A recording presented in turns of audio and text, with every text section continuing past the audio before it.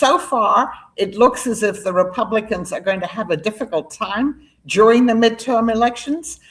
In some elections that were held recently in different states, Democrats won, including in states that had voted majority voting for President Trump.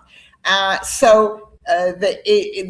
going to be more difficult for the Republicans, for instance, to maintain their very narrow control over the House of Representatives. It's possible that the Democrats could, in fact, win at least and control the House of Representatives.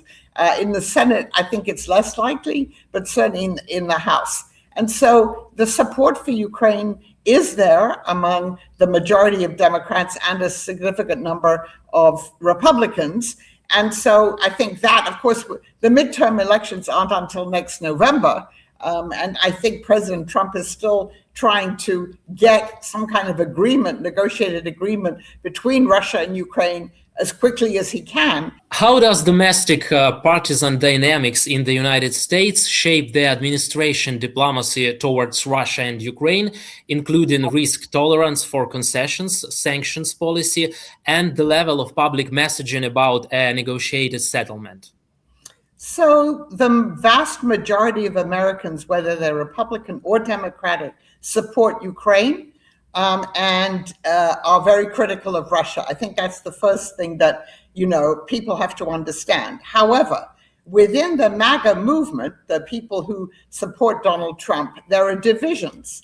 There are some people, and I would say the Vice President Vance is the leading figure here, who think that the United States shouldn't be involved in supporting Ukraine, who tend to be pro-Russian because they think that Russia is a truly Christian nation and it's anti-woke. It doesn't support diversity, equity, and inclusion, all of these movements that are controversial within the United States. So those are the people within the MAGA movement. But there are other people, even who voted for Trump, who do support Ukraine. So at the moment, the debate is how many concessions the United States should put pressure on Ukraine to make, or Russia. And of course, as you know, the current Trump administration view is that Ukraine is not winning the war, that Russia is winning it, and that Ukraine has to make more concessions. But there are people in the Senate, even Republicans, who disagree with this. There's a majority of people in the Senate who favor much tougher sanctions on Russia. So this is still a debate, and we see, and I will just add that in the new National Defense Authorization Act, which is legislation in the Congress that looks towards what the U.S. is going to finance for defense next year, there are provisions to support Ukraine, which surprise some, but they're there, and that will probably be signed into law by President Trump. I got you. With upcoming midterm election cycles, what indicators would signal that Washington is prioritizing a fast-track diplomatic solution versus maintaining a strong deterrence posture? And how could those signals affect Kyiv's negotiation leverage? So, so far, it looks as if the Republicans are going to have a difficult time during the midterm elections. In some elections that were held recently in different states, Democrats won, including in states that had voted majority voting for President Trump. It's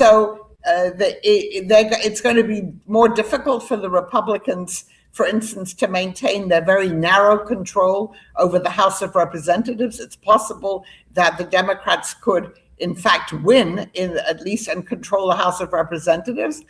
In the Senate, I think it's less likely, but certainly in the House.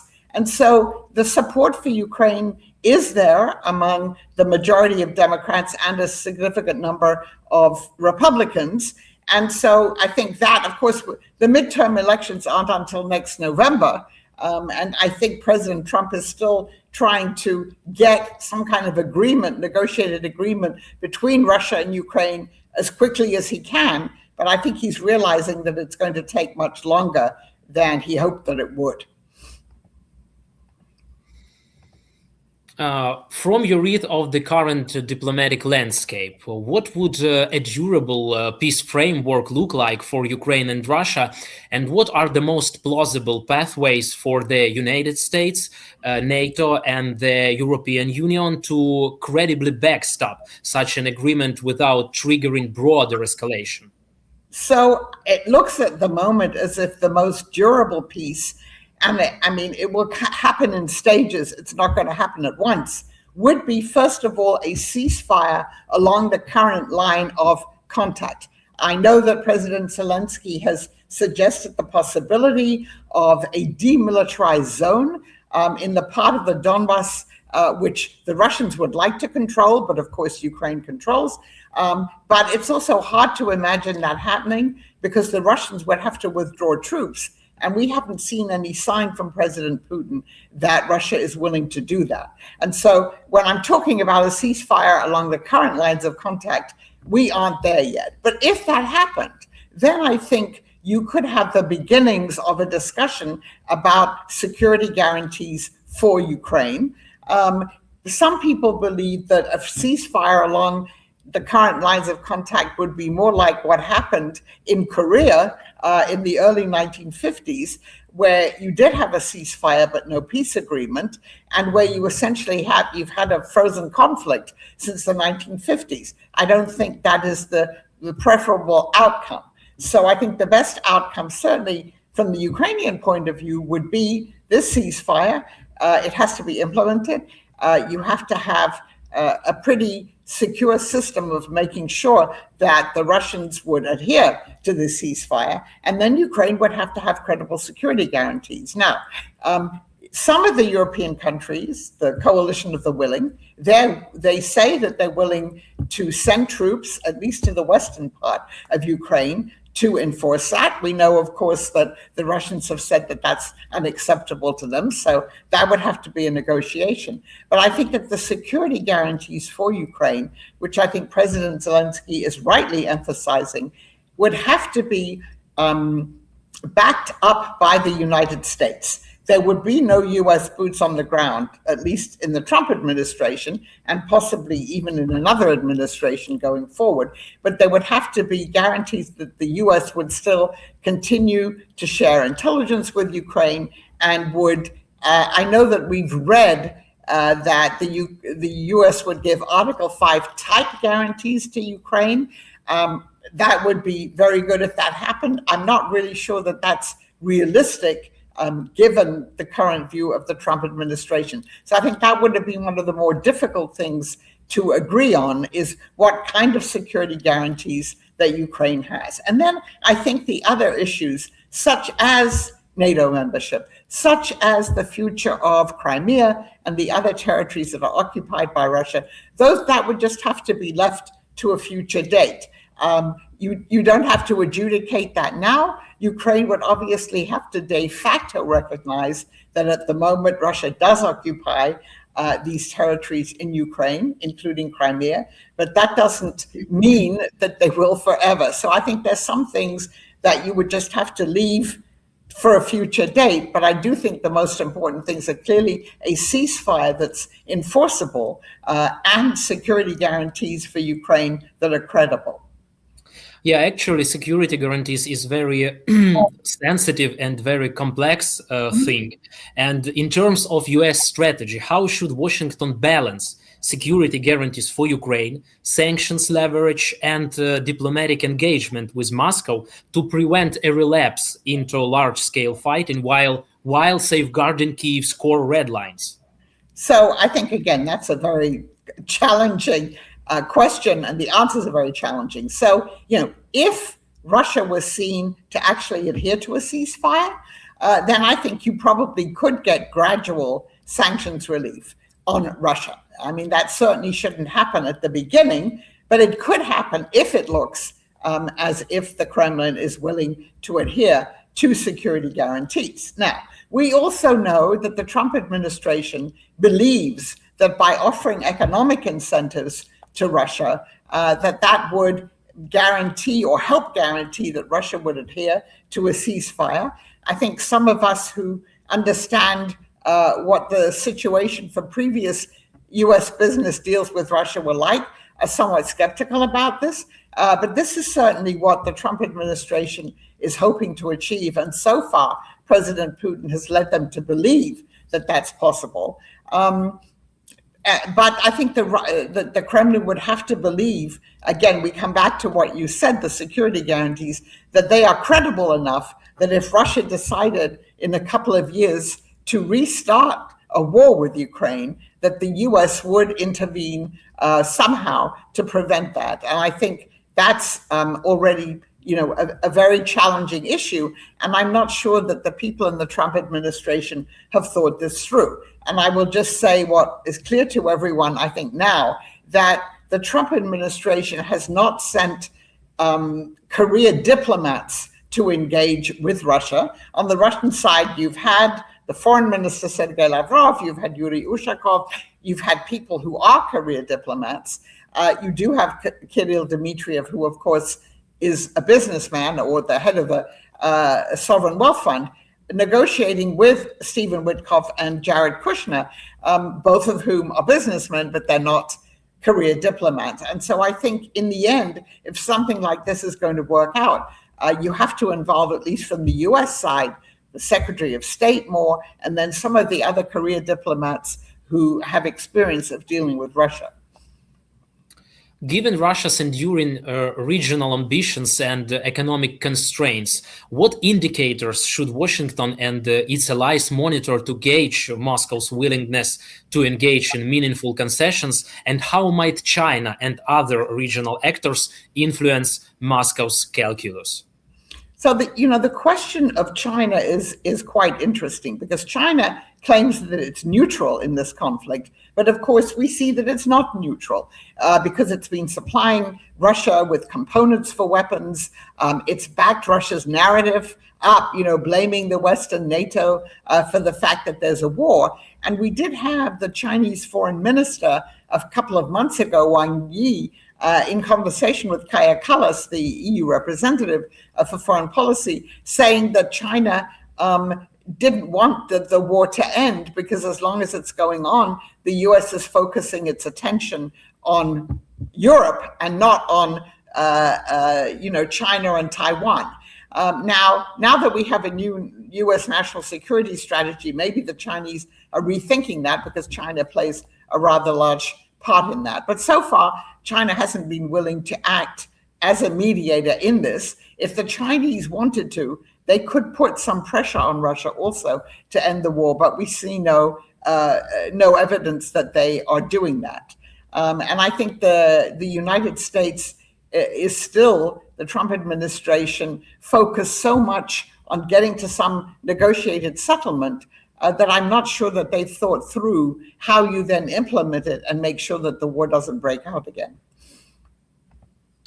In your view, what is current Putin's strategic point, and how does this align with the themes in your book, Putin's World, Russia Against the West and with the Rest? Right.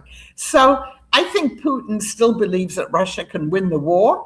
I mean, I just saw this morning reports that Ukraine has now taken some small settlements, at least north of Pokrovsk. But when you listen to Putin, he says, we control Pokrovsk, we control Kupiansk. We know that President Zelensky was recently in Kupiansk. So there are questions about what Putin's generals are telling him about how the war is going. But certainly he is projecting, and he did that in his 4-hour marathon press conference recently and other things he said. He's projecting confidence and saying that Russia is winning this war. And I think, unfortunately, I don't see any signs at the moment that the Kremlin is willing to have serious negotiations about ending the war. I mean, I think they're discussing things with the US. They send Kirill Dmitriev to the US to talk to Mr. Witkoff and Mr. Kushner, but a lot of this is performative. The other thing that's been notable since the war began, and particularly in the last couple of years, is that Russia has managed to, I would say, gain somewhat more influence in the rest of the world, right? The relations with the West obviously are very difficult. But with the global south, they have. I think largely because a number of these countries didn't want to take sides in this war, that they're suspicious of the United States and the Europeans because of their own colonial history. Russia puts itself forward as, it was never a colonial power. And when you talk to representatives in the global south and you say, well, what Russia did to its neighbors, including Ukraine, but all of the other countries that are now independent, but were part of the Soviet Union and part of the Russian Empire, isn't that colonialism? And they dispute that. They don't see what Russia has done to its neighbors for centuries as colonialism. So I think that's one of the ways in which Russia has managed to gain influence in the global south. And I think some of those countries also resent the fact that, they say this is a European war, but they certainly suffered in terms of the grain exports earlier on, when the Russians were trying to prevent Ukraine, obviously, from exporting its grain to other parts of the world. So I think if the war stops, I'm sure that the countries in the global south would welcome that.